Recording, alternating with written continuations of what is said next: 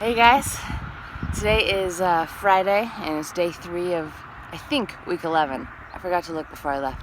And I'm in the middle of a 10-mile run, but then I just dropped my glove on the ground, so I thought I'd stop. So, anyway, while I'm here, I'm going to stretch out my hams and then keep going.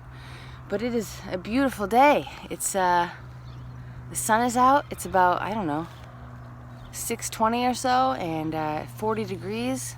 It is good. It's good. All right, I'll see you later.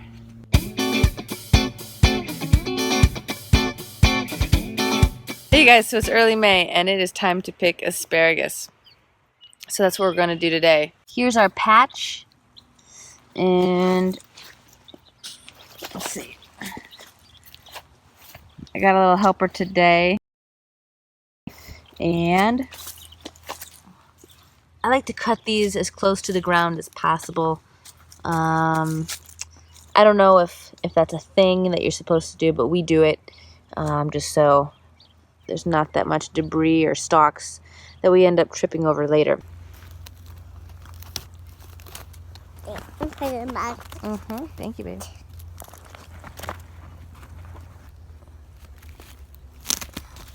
I'm gonna put that in the box. Okay. I think. Yeah, put it in the box. Can you get this one? Yeah. That one. Good job. That's enough. That's enough? Yeah. Look at that one.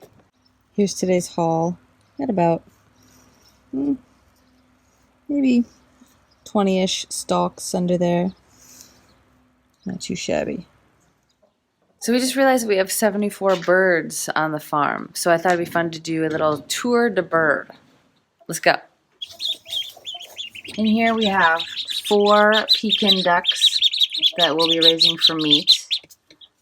We decided that we might keep, if we have a male and a female, we might keep one of each for procreation reasons, so that we can be sustainable and keep growing our own Peking Ducks for meat. But if they're all female, then, well, we'll probably just process them all later this summer. And then this is, I don't know what it's called, but it acts as like a warming lamp, a warming device for the ducks. They go underneath it, and it's warm on the bottom.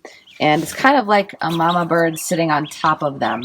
You can see it looks like a mama bird right there. The image on top, and it works really well. Actually, last year when we first got ducklings, we didn't know that they were so. What's the word? We didn't know that they just weren't as hardy as chickens. So we lost a bunch at first last year, and so we got this this kind of warming tray for them to sit underneath, and it worked so well. And so we're really thankful that we got it, and we haven't had any issues since. So these guys are looking good. Oh. And in here we have 30 Cornish Cross chicks that will grow for meat and that we'll process later this summer. As I said, we haven't experienced any issues with them in terms of hardiness, so we just put these 2 lamps on them, and they've been doing really, really well. We have not lost any yet, knock on wood. We did have a couple of issues with pasty butt, but we've cleaned them up. Looks like I have one right there that I just spotted that might have pasty butt. If you don't know, pasty butt is when their vent gets covered in poop, and you have to clean it up, otherwise they will die. So I should get that one out of there and look at it. So this is the bird I saw. It has pretty significant pasty butt. I will clean it off, and then she'll be as good as new. The vent is looking real clean now, and I think she's going to live to see another day. And then, of course, we have our 25 full-grown hens, and then maybe it's 24 hens and 1 rooster. I think that's what the count is. These are our egg layers, and they're loving life. Hello. In this chicken tractor, which is empty right now because they're all in the garden, is where we keep our black copper morans.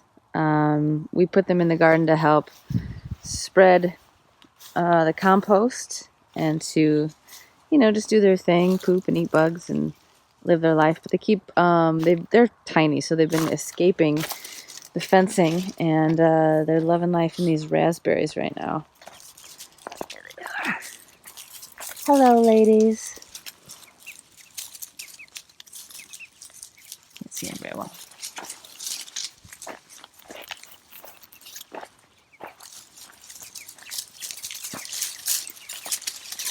We've never had black copper morans before, but they lay really, really dark eggs, and I'm pretty excited about that. Anyway, we have 10 black copper morans, and if you add all that up, that equals 74 birds. That's a lot. So today, there's a couple things that I want to do on the farm. One is clean out the chicken pen. A few weeks ago, I cleaned out the coop and moved all that manure and bedding to the compost. Today, I'm going to clean out a different area that I didn't do last time and add that to the compost.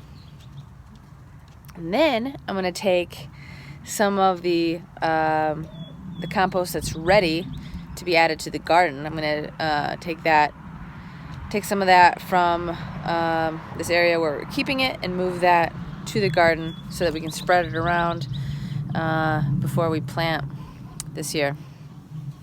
So that's what I'm going to do. I might also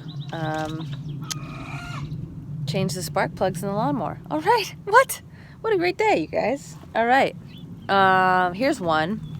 I found a snake in my daughter's bedroom today.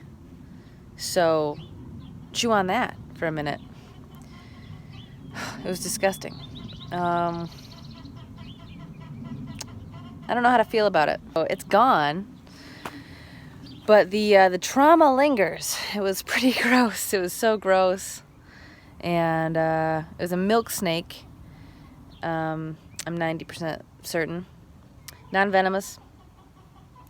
You know, I'm just looking for mice, I guess. I don't know how it ended up in.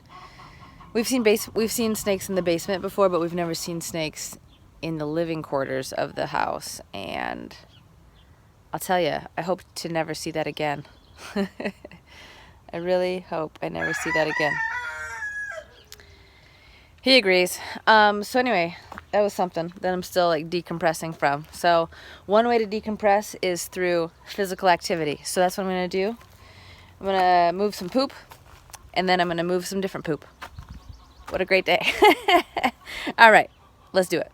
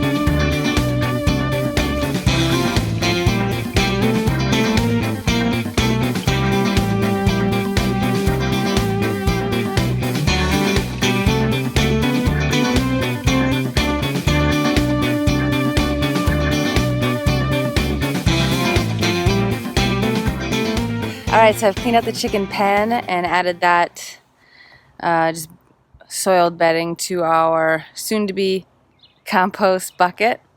Soon-to-be compost bucket. And then took some of the ready compost from the new area that we have and added it to the garden here.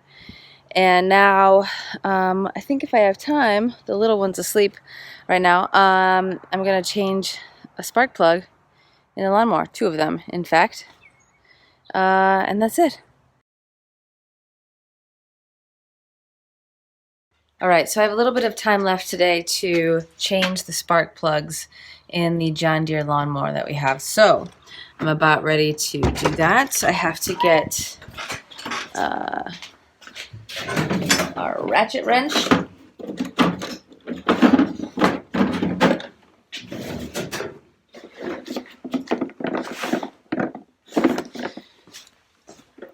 I've never changed a spark plug before, so this is my first time. It looks easy to do.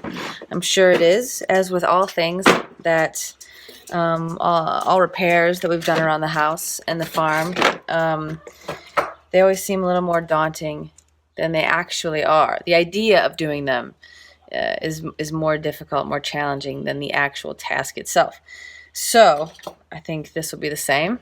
I've never done it before. It seems like it'll be easy though, so let's do it.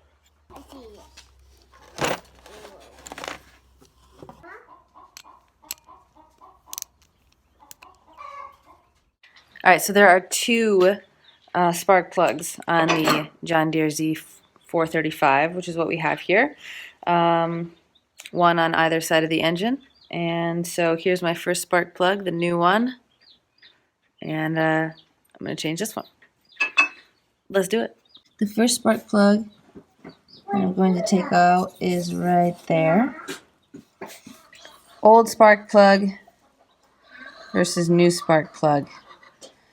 A very visible difference.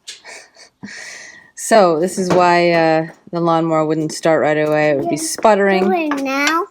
Almost. Almost. This one's pretty good. So this is why the lawnmower was sputtering and not starting cleanly, on the first throw. And then this one should help that. So now I'm going to get the spark plug gap tool and make sure that the gap here is 0.76 millimeters, or what is it, 0.03 inches. Okay, spark plug gap tool right here. So 0.03 is what I'm looking for. Just work it to that number. That's perfect. All right, should be good. Okay, so that new spark plug is in right there. So now I'm just going to put the cover back on. And that side's good. Let's move to the other side. Woohoo! All right, both new spark plugs are in. So let's give this a test start, see how it sounds.